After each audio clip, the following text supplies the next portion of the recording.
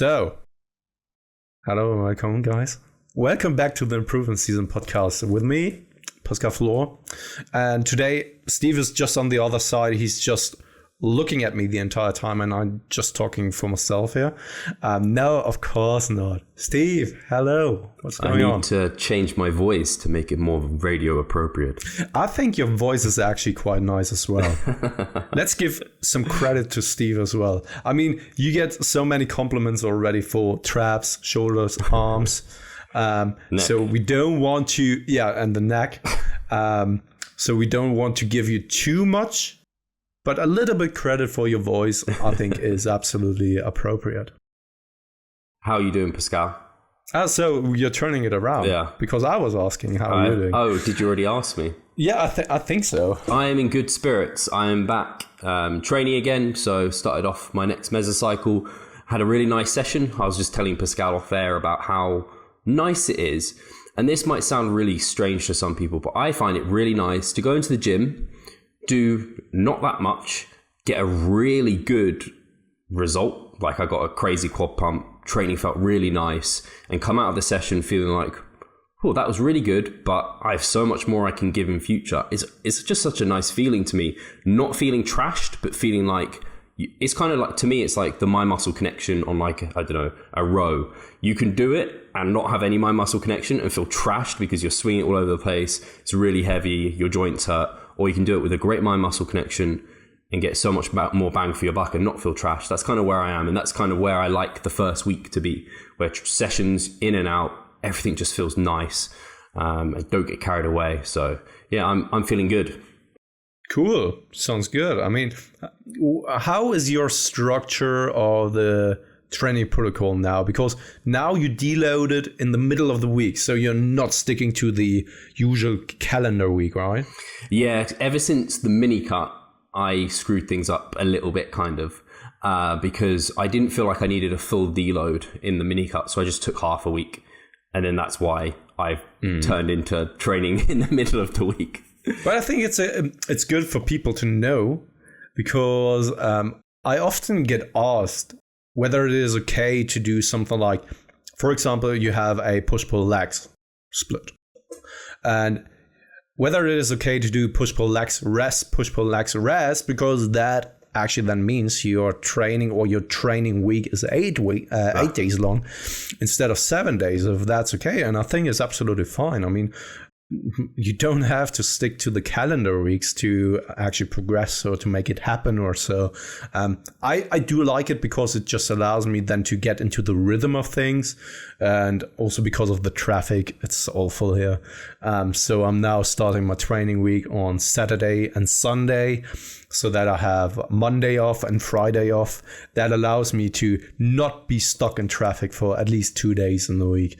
So in that scenario, it's a little bit convenient, but for other people, I mean, you can structure it the way you would like to. Yeah, I mean, I'm very much the same. I like my Sunday rest days, because if I did push-pull legs, or whatever it is, 3 days on, 1 day off, my rest day would move all the time, and I need one to be on a Sunday because I want one rest day on the weekend when both me and Charlotte are free, so we can actually have a whole day where you can go and do things, not work, not train, it just be normal. So I can understand, absolutely. Like for me as well, I like the 5 days on during the week, because then every day is kind of the same structured. But as soon as you get into a routine, like you said, like you find things to do, you find it fine. So that's how my training's looking at the moment. Yeah, you had a kind of an enlightenment this week when it comes to the blue light blocking glasses. Oh. Do you want to share that? We're going into that before we ask how your diet's going. Yeah, we can do that, I think. Wait, how is that? I need confirmation that you're still dieting and it's still going. I'm still dieting and I'm still going. I'm like a snowball, right?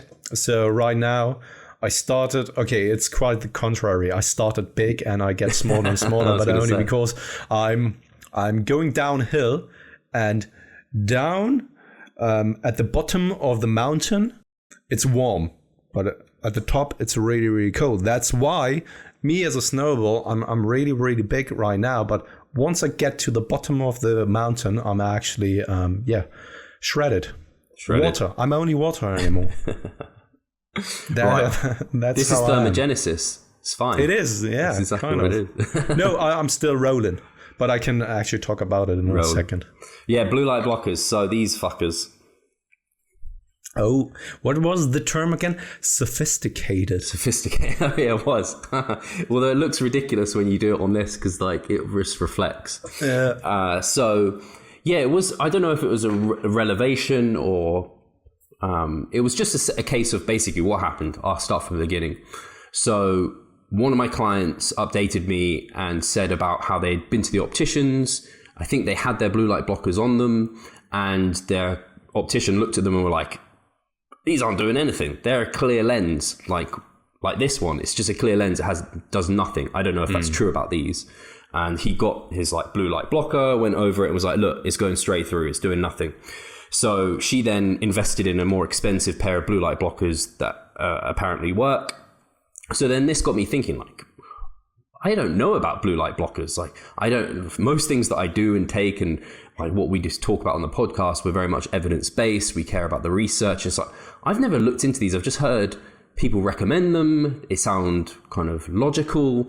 And so I decided to do a bit of digging, and I found like that YouTube video from that optician I sent to Pascal, which is a few years ago, where it was basically blocking blue light on both sides, and so then it was reflecting blue light back into your eyes, which is just completely not what you want. You want it to filter it out or block it on one side and then just be normal the other. So you have to be, it made me more, again, think about what are these glasses doing? The manufacturers, do they even know about this sort of thing? So then I looked up PubMed, research reviews, filtered by reviews, and found there was one review in 2017. The unfortunate thing is there was only 3 studies included within the review that passed, and they even said themselves that the studies were terrible, basically. They just had so many flaws and that there needs to be more research. But from those 3 studies, there was no evidence to say that they reduced eye strain, that they helped with sleep, that they did any of these things, which is counter to what a load of people are saying and what they're suggested to help with. So at the moment, the way I've gone with it is anecdote is probably king, along with what we think makes sense from experts like Matthew Walker, who does suggest wearing blue light blockers, and Dan Pardy, who's been on the podcast before. He recommends blue light blockers. And then anecdotally, Pascal hasn't worn them, but I have. And the orange ones, I felt like whenever I put them on, I was like, I'm in sleep mode, but it was because then everything was orange. Whereas with the clear ones, I hadn't had that effect. I was just kind of like, everything looks the same when I have them on, really. That like there's barely a tint in them at all. Mm-hmm. So I wasn't really getting that effect. So last night I put the tinted ones back on, and I still was struggling to get to sleep at night. So I didn't feel any effect. So I might have killed the placebo effect, which is what you might want to talk about. It is so insightful what you've just found out in that week. And so it was Anna. Shout out to Anna. Thank you very much for the great information from the optician, and because it just is so great on so many levels. First and foremost, it just perfectly shows that sometimes you just take things for granted and you don't really question it, especially in that case, right? Because you heard it somewhere, it sounds really plausible, and you never took the time to actually really look into that and question that.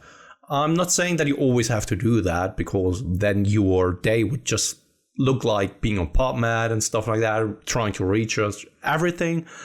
Basically, maybe in the future it will turn out that there's truly something to that, because it would make sense from what we've known so far that LED lights, especially with a certain lux, have an impact on melatonin production. So it would just make sense, if you can block the blue light, that it would automatically cause you to have a higher release of melatonin.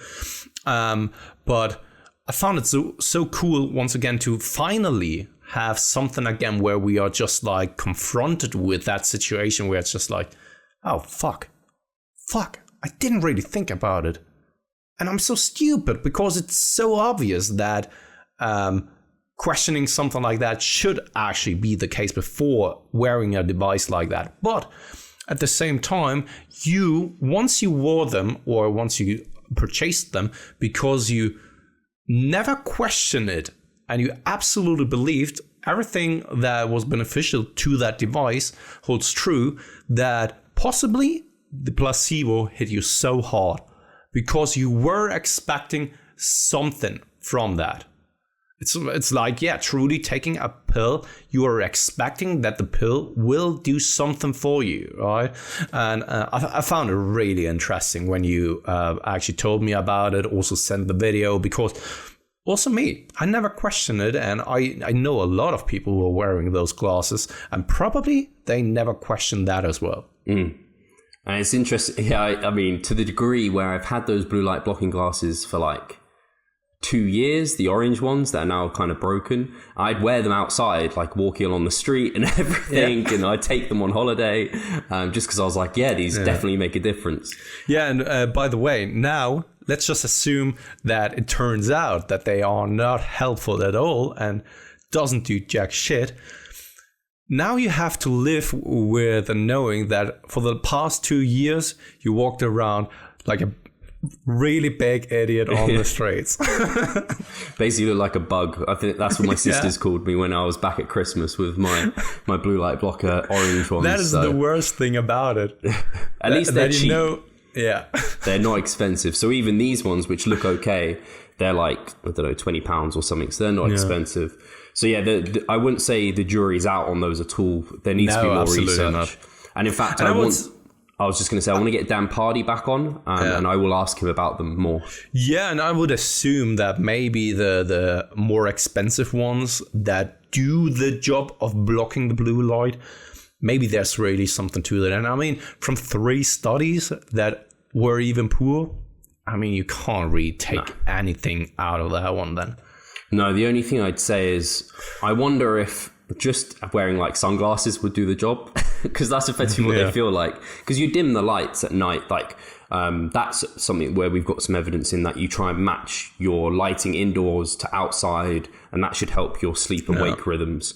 So at night, kind of we can dim the lights in here, and I try and keep things dim, or you have just candle lights if you're good. So you could just put on fucking sunglasses. Yeah. Do you have expensive sunglasses at home? Not expensive ones, no. Okay, because back when I was a tour manager for a Danish band, Dune, they were sponsored by Ray-Ban.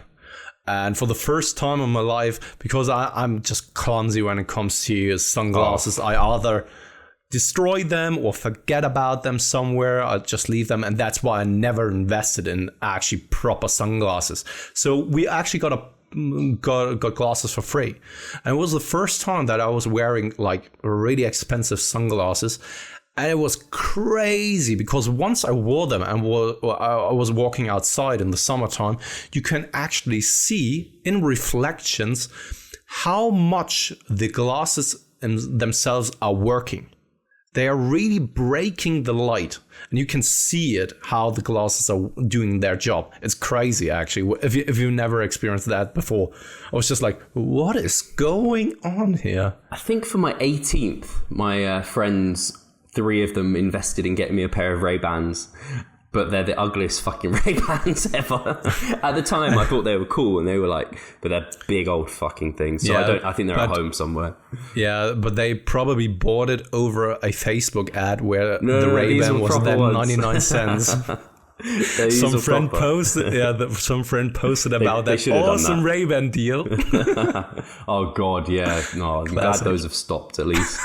I always see them flaring up over on James Hoffman's account. Oh really? Yeah, really. So often someone is posting that on his page. I don't know what it is with him and maybe spam bots. I don't know. If they have a mutual friend and it's James, I'm not adding that person. Yeah. Done. Cool. So I guess other big news, did we want to talk about, we didn't really allude to it last week. We were kind of a bit secretive about it.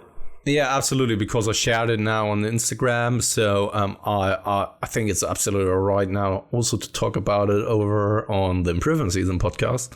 So I'm going to become a father. Did anyone guess that, by the way? I didn't see any comments where people were like, what's Pascal talking about?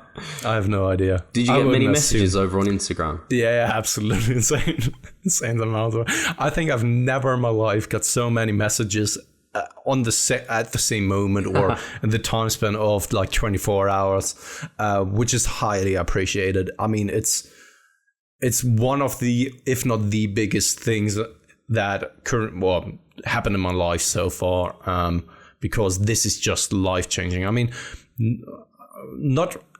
there won't change that much because I'm taking care of Hugo anyway. I have a 2-year-old already at home, or 2.5 by now. So I'm taking care of that. So it's not really the role in it for itself of becoming a father, but more so now going through the pregnancy, experiencing that. And also biologically, I'm bound to that child now, right? Which I don't expect that Katie and I will ever split ways or so, but I could easily still go just my way, right? Without then having any kind of responsibilities. But now it's something completely different. I hope, of course, that everything will go well, because, fetuses will still die, and that is not that rare of a thing. But Katie is healthy, I'm healthy, relatively speaking, right? So I would assume that everything is going well. But things can always happen, right? But once the child is there, I mean, then I have to take responsibility. I mean, I know people who then just go their own way and be like that, but I never had a father myself, so and I always wanted to become a father though, and now it's about time, and that is just the loveliest gift, and the loveliest gift is also that I'm there for Hugo, and I'm already kind of playing a father role there, and I already, and that is so crazy, I would have never expected that to be the case.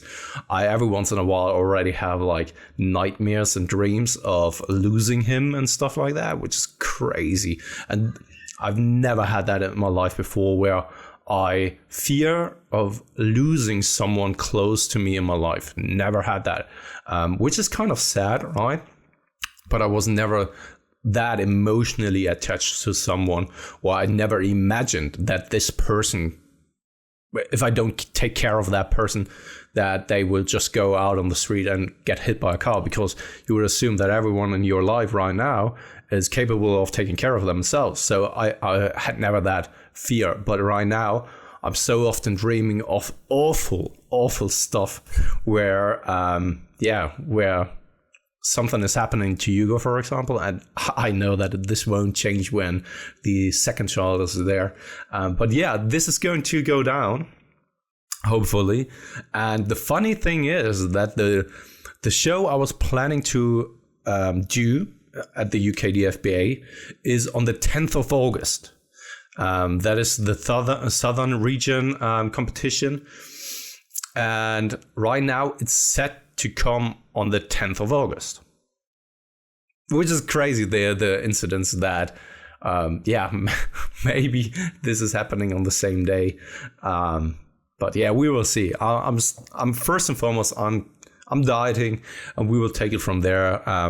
When this style will impact me too much, or will impact my cognitive function to that degree that I can't enjoy the pregnancy anymore, that I'm simply not present anymore, that my focus just changes to something or anything that is less significant, then I will pull the plug. And there's no debate about that, because that pregnancy will only happen once in my life, and the show won't. And bodybuilding isn't as important to me that I wouldn't want to participate at the birth of my child.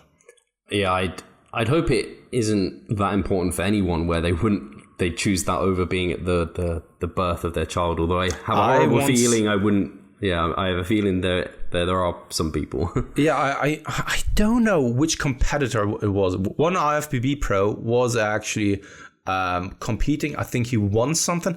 I can't really recall what it was, who it was, what show it was, but maybe even Sean Roden or so. I don't know, but anything like that where he wasn't present. His girlfriend, was it American football? Could be as well, but he wasn't present there, which is just like everyone has to make their decision, but especially for us, natural bodybuilding. Come on, eh? I mean, it's funny because I recently heard a podcast where someone brought up the example of Brian Whittaker at a seminar where Brian Whittaker asked the crowd who's making a living of competing as a natural bodybuilder, and no one raised their hands. And he basically said, exactly, because of that. Because of that, you should have a life. Yeah. No, it's all I was imagining while you were saying this was you on stage, shredded, all tanned up, and then like in the crowd, Katie's like giving birth. And there's like this crazy scenes. So what the hell's going on here? Yeah, no, that won't happen. There's a photo with you tanned up with the baby, like shredded glutes, baby. Yeah. Yeah, I don't see that. And then I proposed to her.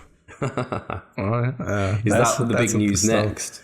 Probably somewhere in the future. I mean, that is not then any kind of news because it will happen eventually.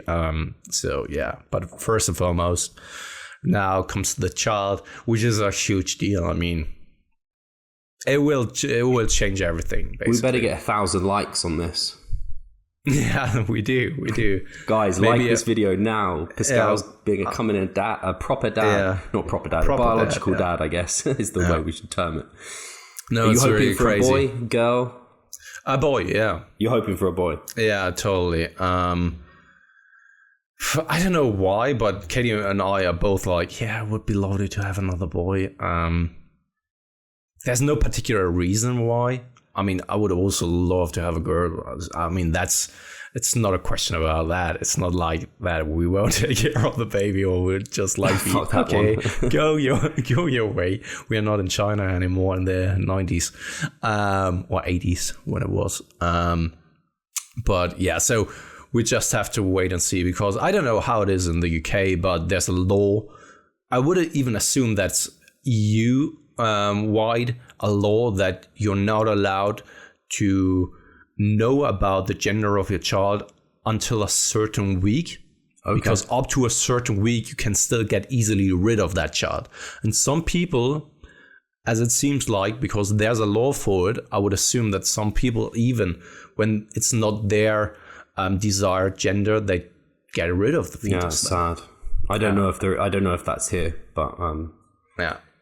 But because of that, we can't really know what it is going to be, and it will take a while until we get to know about that. But yeah, it would be lovely to have another boy, to have 2 boys here at home. But yeah, we'll have to see. I mean, it's just super exciting. Yeah, and it's crazy, right? How much my life situation has changed over the past 1 to 2 years. I mean, especially the 2 years ever since we started together, stuff like that. Things have just massively changed. And I do know that I always wanted to become a dad. Even in my adolescence years, I was saying that. But I always was realistic about it, where I said, okay, I can barely take care of myself. How should I be able to take care of a child then, right? And I would just wait. And if the right person doesn't show up in my life, then I'm fine with that as well. You're not like those crazy women that like just shag around until they can get a kid. Does that actually happen? I don't know. I've just kind of made it up. I don't know. I know there are like women who are like set on having kids. They're like, well, you see it in films. I'm just reporting from films. So I don't have any friends like that. Yeah, I know more about gals who got pregnant and then the guy just left because, and that is not really an uncommon thing, which is so sad, especially, I don't know. we would go down a rabbit hole with that, opening up that can of worms, and I don't want it. But yeah, it's just like super sad, and it's not really an uncommon thing. Yeah. Cool. I don't know if there's anything else to go down that line. I don't think I have anything else to think about. No, we could go to the questions. Yeah, just one more thing, and I think that everyone can now understand why I said that this year prepping or stepping at stage at least will maybe not happen. All right, and I think now it's really understandable. It's not like, yeah, maybe not, but more so. There's a really good reason for that. I don't know if you've thought about it. Assuming this year is a no-go because of the child and everything, which is absolutely understandable, have you got a thought of the year after, or is that what you're thinking? So what I'm planning to do now, I have many scenarios in my head. Let's just assume that I'm not stepping on stage in August, September, October, which I don't think that this is going to happen, because it will be around the time where the child is there. And especially the first month, I won't get much sleep, and being at the latter stages of prep, I mean, come on, we've talked about it. Yeah, we've talked about it so often, that stress, sleep deprivation, all that kind of stuff, especially once you are stage ready, holy shit, that's really a recipe for disaster. And then having a baby at home, boy, no. I wouldn't do myself any kind of good with that situation. So instead of being stubborn about it, and I know that probably there are some people who can pull that off, but I also want to be cognitively present. I want to fully enjoy it and fully suck it up, right? I mean... it's your first child as well. Yeah, yeah. So. And it will also be the only one. I mean, we talked about it, and we only have planned to have two children at home. That's about it. So because it is a unique thing then for me, I won't take any kind of chances. What I thought about right now is to still diet for as long as possible, but not really kill myself or so, because that will automatically impact things around me. And also, I don't want to cause any kind of additional stressors for Katie when it's not really necessary. So I will diet for as long as possible, and then maybe I will try to maintain at that position. And in Germany, the GNBF, so the German pendant of the UK DFBA, the shows are always in November. So maybe considering then looking at my circumstances, assessing where I'm at, assessing my lifestyle and my current situation there, and then maybe stepping on stage or trying to compete or pushing it for the last bit for the GNBF. And if that doesn't happen, then honestly, I now realize that I didn't really think about it after that. So maybe I should then, after a cutting phase, which would then probably last until June or July before I pull the plug, and then maybe do a gaining phase, and then cutting again to 20. I don't know if that makes sense now. I have to think about it. But right now in my head, that doesn't really seem like it would make sense, because I already dieted since August to November, when I'm now starting to diet from January to June or July, gain and then cut again half a year after. I don't know if that's so productive. I don't know. Maybe then 2021 or so. I don't know. Okay, cool. Yeah, I was just interested that whether you'd thought about it, and yeah, when it more of a question of when rather than if at the moment. Yeah. Cool. Awesome. Let's get to questions. Cool. Yeah, absolutely. So the first one is a rather short one from Jordan Fleming. Our man, Jordan. Sorry for that. How to avoid being overwhelmed by the enormity of a Interesting. Stephen. So my initial thoughts on that is to split it up into segments. So you look at the goal, like example, contest prep. And what you do is you plan backwards, and you plan realistic targets you could plan targets each day, each week, each month. And then you focus on those short-term processes rather than focusing on the end goal. So you can easily analogize this to like, okay, I want to travel to Australia. And rather than thinking about the whole thing in one go, you're thinking about, right, we have to get to the airport, drive there, then we have to check in. And then once we've checked in, we have to wait for our flight. And then we've got the first half of the flight. And then after that, the second half of the flight. Because I get overwhelmed by flying to Australia because I'm kind of nervous about that. By thinking about it in the short term and focusing on the here and now, it makes me much less anxious and I get way less stressed. And the same is in contest prep, especially towards the latter end. I'm kind of focusing on every day, I need to achieve my steps today. I need to achieve my calories today. I need to get my training session in, rather than thinking, oh my God, I'm like 5 weeks out, or I'm 4 weeks out, or I'm 28 weeks out. Just think about kind of the here and now, what you need to achieve in the short term. So I definitely my initial thought is just break that goal into chunks, focus on achieving smaller goals that will lead to the overall big goal. And I think that will just lead to a lot less stress and probably a better outcome where you don't constantly think about, am I there yet? Am I there yet? Am I there yet? Which is just like a childlike response. Give an example, or can you think of anything that overwhelms you? I mean, like a goal you can think of? Is there an example? Because I'm and that is just my current perspective. I have a hard time thinking of a goal that is so overwhelming to me that it kind of paralyzes me. Yeah, I actually can't think of anything because I automatically break it down into, like, I guess, for example, when we're bringing over everyone from Renaissance periodization, I guess because we've done it before, it isn't paralyzing me. But for the first time, it's kind of like, where do I even start? And then that's then where I think, okay, I need to do this. And then I prioritize, I split it into bits. Because if I just think, I have to bring over 4 people from the US to come here and present, it's like, what do I even do? And then you just have to think about building backwards, take it apart. What do you need to actually do to be able to build that end goal? No, so if Jordan actually was referring to something like that, now it is a little bit clearer to me what you mean with that, and also what Jordan means. And when it comes to something like that, I think your recommendations were already good. And what you can also do is write things down. Maybe write down a deadline, a timeline when you want to be finished with something. I don't know what goal it is, so it can always look different. And I'm always having a hard time giving recommendations of scheduling your work week or chunking your work into pieces or so. So right now I'm reading Deep Work. I don't know if you've ever heard of that one.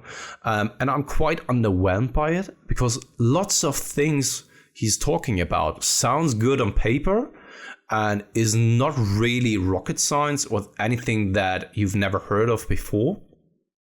And he's most of the time only talking about successful people and how they structured their day-to-day basis and their life. And I'm just questioning a lot of these things because everyone is so different, and especially because he's bringing those people up, everyone had a different style and different approach to becoming successful.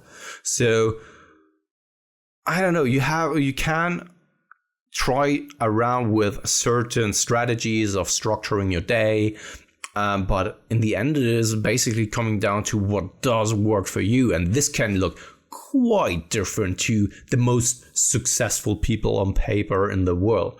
That is why I do like reading books like that, where it's, I don't know, business advice or how to manage your own life or stuff like that. But like 90% of the time, these books, at least to me, are quite disappointing because a lot is just like, you take care of that automatically because it's just like, otherwise you won't achieve anything. And most of the time, the other things they do recommend are simply not feasible or applicable to you and your current lifestyle. So in that situation, I have a hard time actually giving any kind of recommendations to not being overwhelmed by the enormity of a goal, because what may seem overwhelming to you might be quite different to what may seem overwhelming to me, because I don't know, there are so many things I can think of that would be like, okay, would be scary to me, but wouldn't really overwhelm me because I could always just start. And something will always then take care of itself and structure itself. And I've made experiences in life, so I can actually take those experiences, put them to my working schedule or structure of the day, and try to take a look at whether it works for that goal as well. And if not, I can always fall back to other options. Or because these options didn't work, I now found something else. So, right. So, once again, I simply have a hard time actually giving out any kind of recommendations on that front. Yeah, I think that was some great points. And the only thing I'd add, and you kind of made me think of this, is the kind of quote of experience cures anxiety. And therefore, my recommendation would be for Jordan to maybe ask someone who has achieved what he's looking to do, how they achieved it. And that might just give him some insight of how to go about it himself. I think that's quite a powerful way to potentially go about it. One thing I wanted to bring up, just because we talked about it, about the deep work, he kind of dogmatizes the entire social media realm.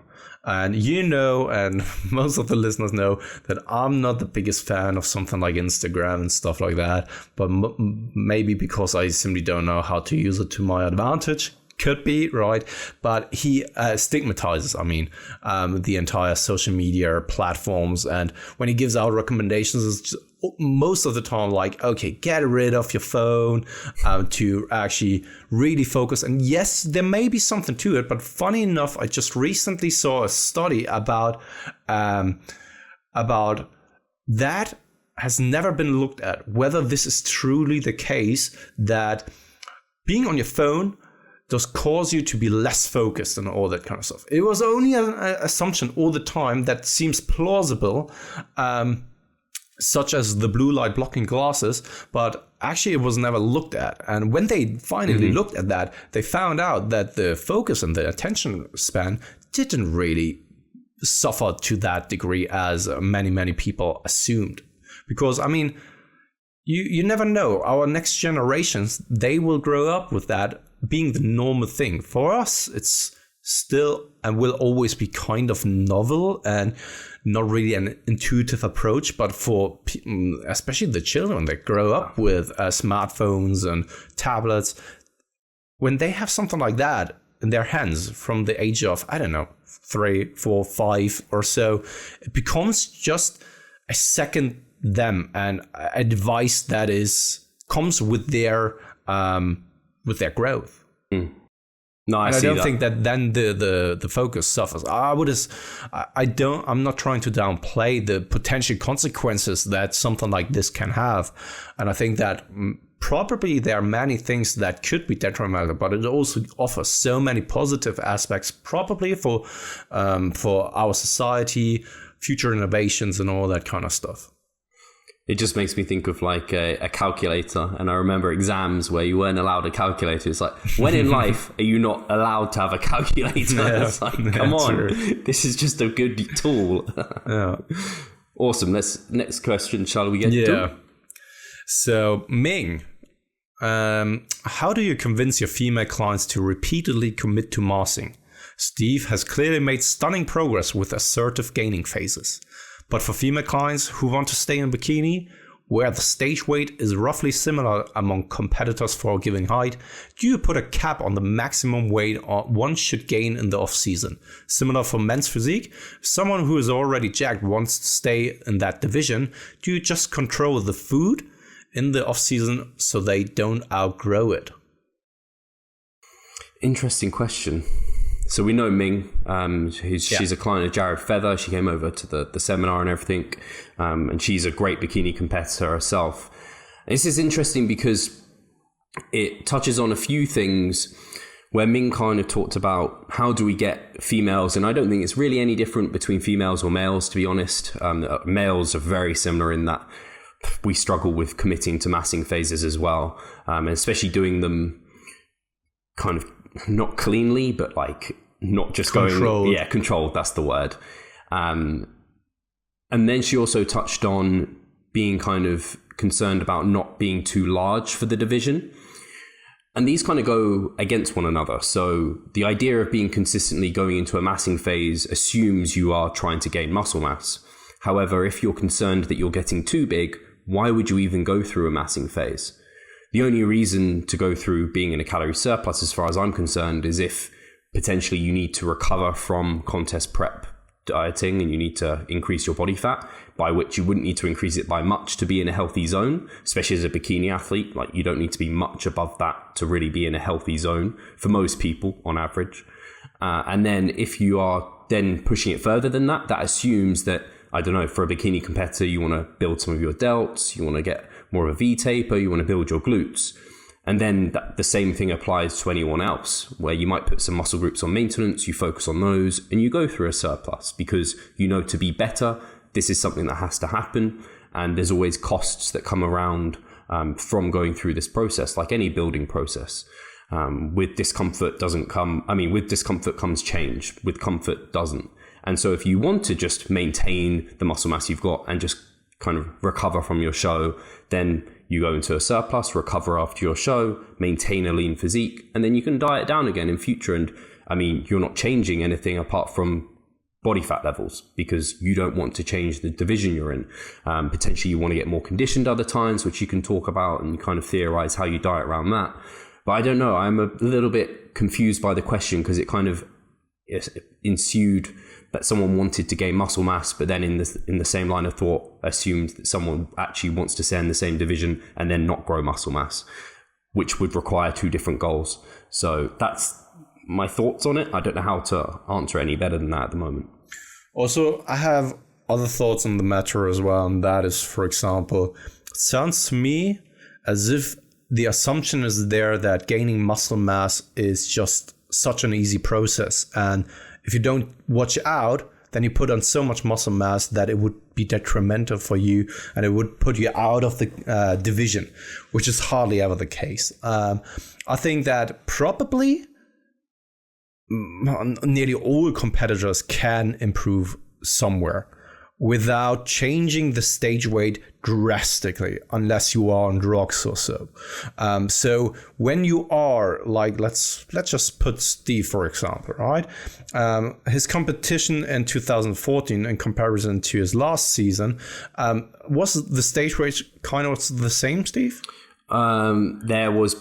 It depends. Yeah, not that dissimilar anyway. The maximum difference was like 4 pounds. Yeah, and this is something you see with a lot of competitors, even those who still have a lot of room to improve, that the stage weight doesn't really change drastically, but the look does. And it doesn't make sense. I mean, when you carry more body fat takes up more space, more volume. And when you take a look at just something like lean meat, for example, right? It's just a small piece. And I don't think that you will gain significant amounts of weight that is pure muscle mass in the off season, that this will put you out of the division, even if you're able to shred down that much that it also is detrimental again.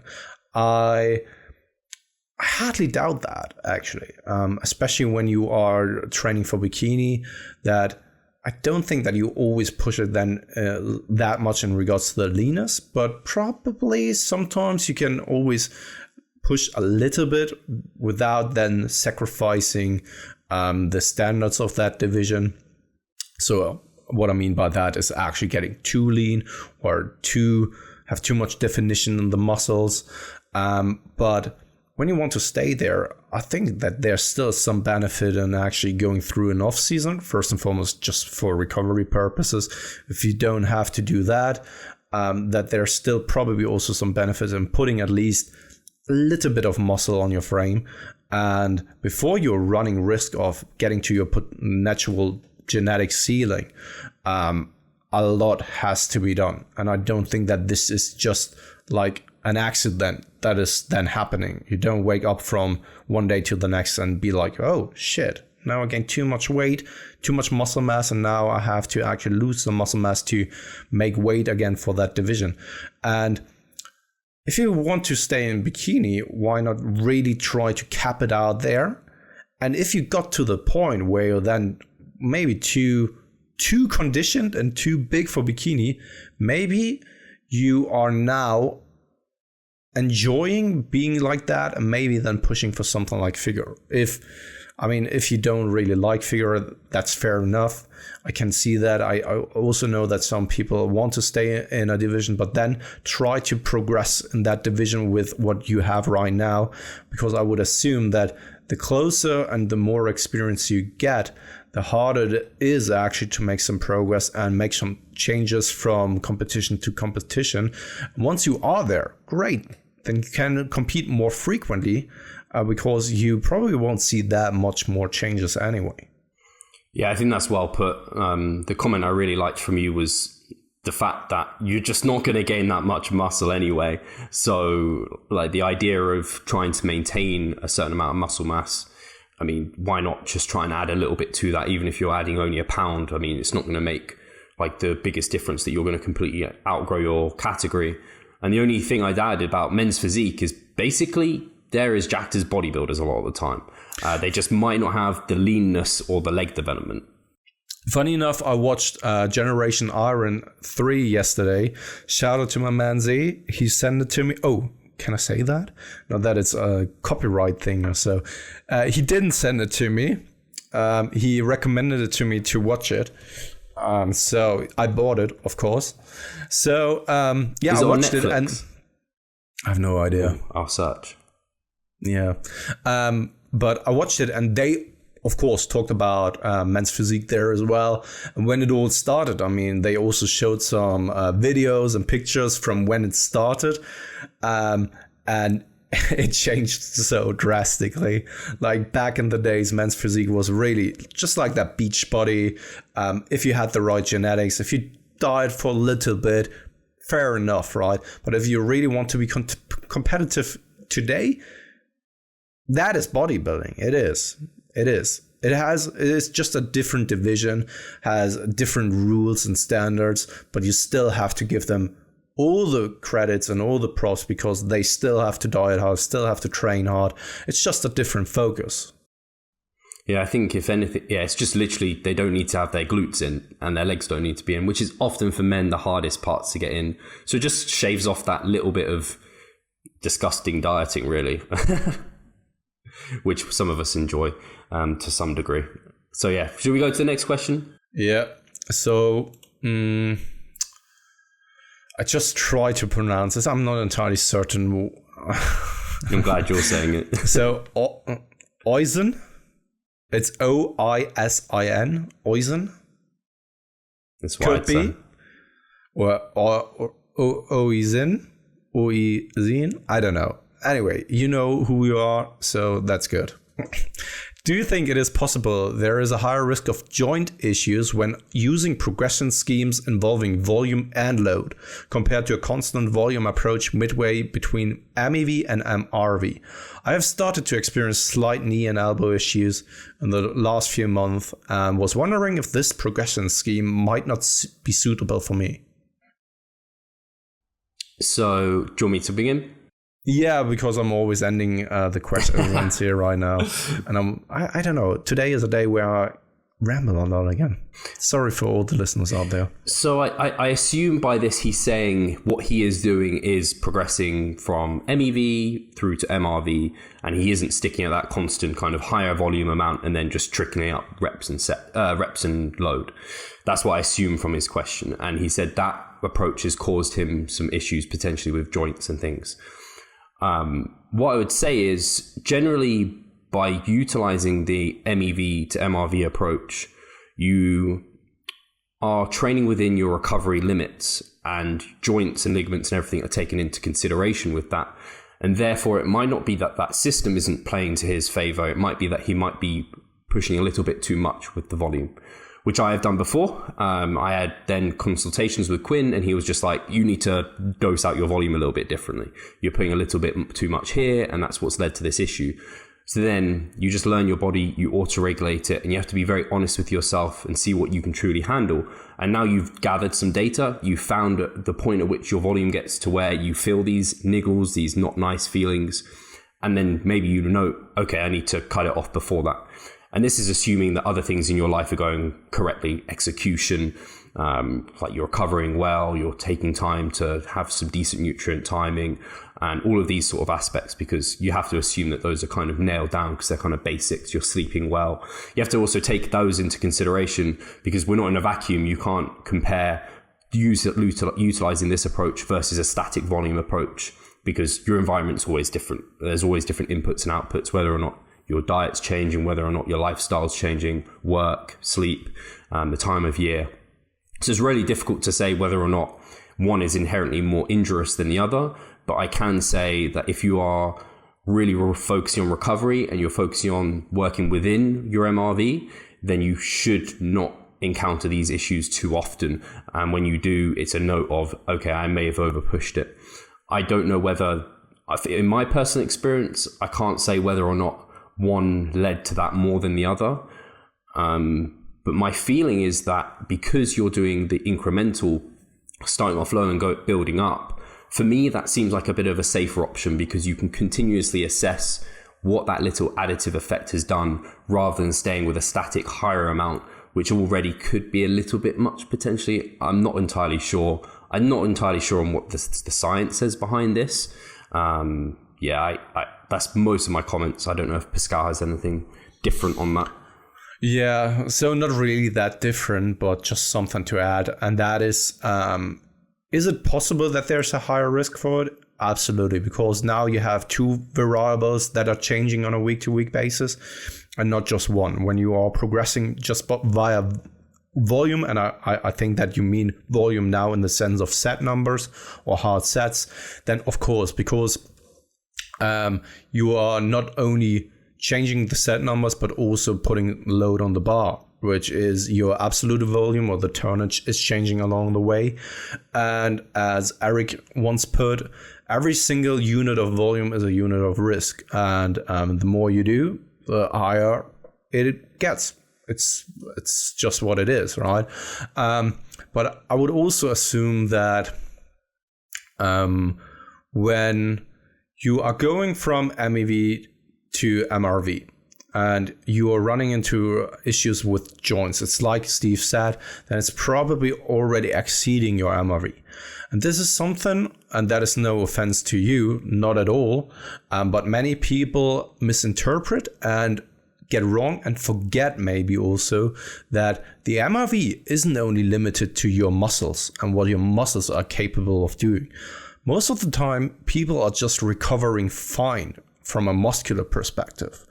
When they're running into issues, it's most of the time systemically or from a joint perspective, joints, tendons, ligaments, that you are starting to actually feel aches, niggling pains, and start to have some degradation in your joints. And over time, then experience some kind of injuries. I think it was Joe Bennett, right, Steve, who actually talked about that injuries don't just creep up, but they creep up over time due to volume, because you're always doing the same repetitive motion in the same kind of manner.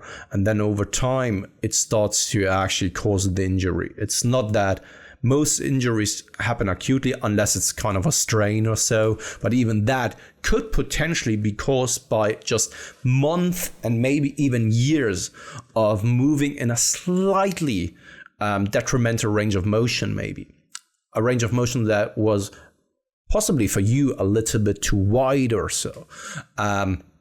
So that being said, I think that always keep in mind that when your body is not capable of exceeding that, but your muscles are, you're still at your MRV. Same as with systemic, when you are just feeling beaten up all the time, you're experiencing some kind of, lethargy, symptoms of a cold, but your muscles are not sore, are not really to the limit or so. Try to find a way that you can change this, that the systemic MRV is not really hit so quickly, but more so the muscular MRV is actually then raised or increased. Try to play with different intensity techniques, rep stars, setups in your programming. Same as what we've discussed last time. Some people are doing 6 days a week. And yes, you can actually spread out the volume just better over 6 days a week, but it takes away one rest day. And for some individuals, even if they were to do the same amount of volume and for 4 days compared to 6 days, for some people, it just works better, even though that you have to spend a little bit more time in the gym and the quality may suffer a little bit. It allows you 2 additional rest days, and thus you get more out of it because the joints, tendons, ligaments may, for you, rest and recover over that time frame. So lots of information there, and I would just want to sum it up very quickly that you have really a takeaway. You're probably exceeding your MRV, or something else is creeping up because the total amount of volume you're doing is increasing too drastically or too quickly, and something along the line is creeping up along with that. Cool. Yeah, I got nothing else to add. Nicely answered. Cool. Let's see if we have a quick question here. So I think we still have time for one quick one, all right? Just a quickie. So a quickie from Fuller's Muffins. I don't know if that's he's never a quickie. Okay. Hey guys, do you think younger lifters, 18 to 20 years old, should rather be interested in bulking more than older lifters? Do you think testosterone can still significantly increase? I ask that because I'm 19 and I still look younger than my age.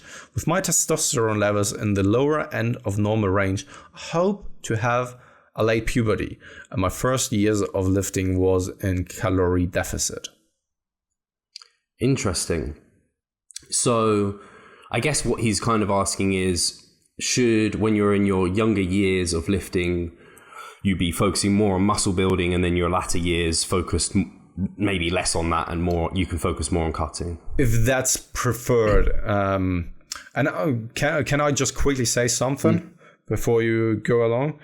And that is, Mike once said it really, really well. And that is, cutting is an old man's sport and gaining is a young man's sport. And cutting too often when you're younger is what many people do want to do. They compete often, they cut often because you're young, you're vain, you want to look good all the time. But actually in your years, it's counterproductive and probably not the best thing you can do. If you want to stay in the game for long, if you want to actually make progression, the progression is now. The older you're getting, the harder it is to put on muscle mass. So when you're I would say at a higher age category, it's just harder to put on the muscle mass. And once you have built it though, it's quite easy to maintain that.